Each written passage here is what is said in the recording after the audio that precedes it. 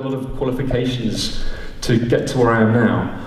And to be talking in front of you guys, which is talking in front of a big group of people, is testament to the fact that beliefs can be changed.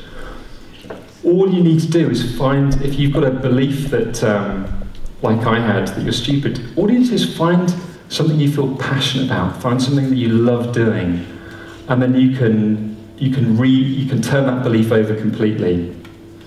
So we've got universal beliefs, things like the world is round. But a couple of thousand years ago, they used to believe it was flat. If you were brought up during those times, you wouldn't question it. That would be part of your operating software.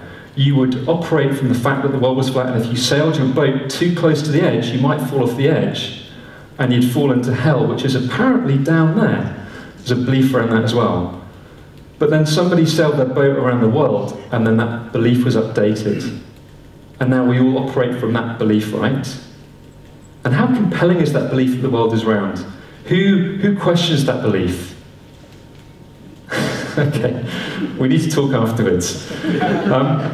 What about flight? Before flight has been achieved, how confident would you be that we could get to the moon? Would you even consider it? Probably not. But what happened when the Wright brothers, when they had the first flight? What happened when the Apollo moon landings happened? What changed for the world belief systems? Everything. We're now talking about colonizing Mars. One of my personal favorites is this guy called Roger Bannister. He's the first person, apparently, to break the sub-4 minute mile. Before that happened, apparently it was believed impossible to do that. And yet when he came along and did it, that same year, several people were able to equal his record. What does that tell you about beliefs? They can limit us, yeah. If we don't think something's possible, we're probably not even gonna try it. So are beliefs easy or hard to shift? Okay. If you tell me they're easy, then I believe you, because that's your belief, and we tend to manifest our beliefs. Okay, if you say it's hard, then I also believe you. Think back to the tooth fairy. Who here used to believe in the tooth fairy? Do you believe in the tooth fairy now? Yes. Okay. I heard a great story about this once. Somebody said that their mum actually dropped the £1 coin on their head when she was going to slip under the pillow. That shattered their belief right there. Mine was a shilling. What about Father Christmas? Who here still believes in Father Christmas? Yeah. Okay, we also need to talk after the... Okay. So beliefs can shift. You need to firstly become aware of your beliefs. Awareness is the first stage of shifting your beliefs. A good indicator to this is if you've got an area in your life you feel limited, if you've got an area of your life you consistently fail to take action in or get the results that you want, then the chances are there's probably a belief lurking there which is getting in your way. The kind of language that alerts us to beliefs is things like, I can't, I don't know how. Those will be a good kind of signals as well. So if you find the fact that you've got a belief, the real question to ask with them is not whether they're true or not, but are they useful to you? Or are they in fact limiting, negative, and destructive? Because if you've got beliefs that are limiting, negative, and destructive, then you want to get rid of them, right? So the way we do that is we start to search for what our beliefs are. Start to look out for what we believe, what's getting in our way of getting success. Once you've found out what the belief is, a great way to turn it over will be to actually come up with what would you rather believe instead of that belief. So what belief do you want to take on? You then can seek help from somebody like a hypnotherapist, NLP practitioner, EFT specialist. They can help you get accelerated results with shifting beliefs, but you don't have to do that. A really, really good route to actually breaking beliefs is firstly the awareness, Secondly, write down like 10 reasons why that belief is nonsense. Come up with a new belief that you'd like to replace it with. Come up with 10 reasons why that is the truth. And then set yourself some goals. Start moving yourself step by step towards the new belief. So, for example, if you had a belief that you were shy and you didn't like talking in front of people, then I don't know, maybe you could get up and talk at YESx Group and give yourself the opportunity to grow. Okay? But taking action and growing towards our belief is a very, very good way of turning them over. And like Rome wasn't built in a day, you might not shift them instantly, but if you've got that goal that you're aiming for and you keep on taking action towards it, then if you're determined enough, you will get there. So, who's in charge of our beliefs? We're in charge of our beliefs, right?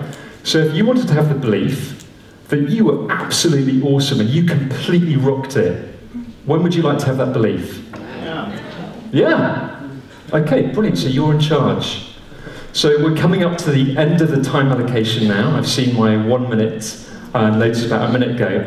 So I'm just going to say thank you so much for coming tonight. It's been an absolute pleasure and honour to talk to you guys tonight. I hope you've gleaned something from it that you can take away of interest. So thank you very much.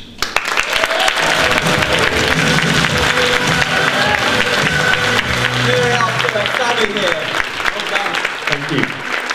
I for one was very interested in that, especially as a colleague of mine that I used to work with used to have ME and chronic fatigue, and it really does come from the individual, doesn't it, the beliefs, because no matter what I was trying to do, it didn't make any difference, so I'm ashamed he's not here. But I mean, has anyone out here got any questions that they maybe want to ask Sammy? We've got time for maybe one, possibly two.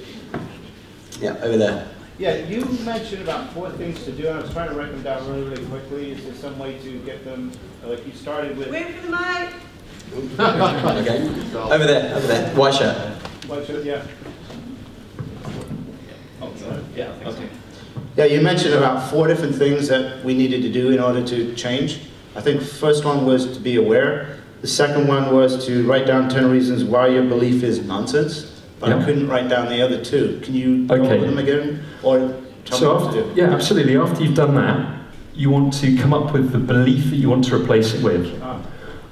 Having worked with so many people to shift their beliefs now, what I've come to realise is, generally what happens is it's the absolute polar opposite of the limiting belief, which is the truth. Okay?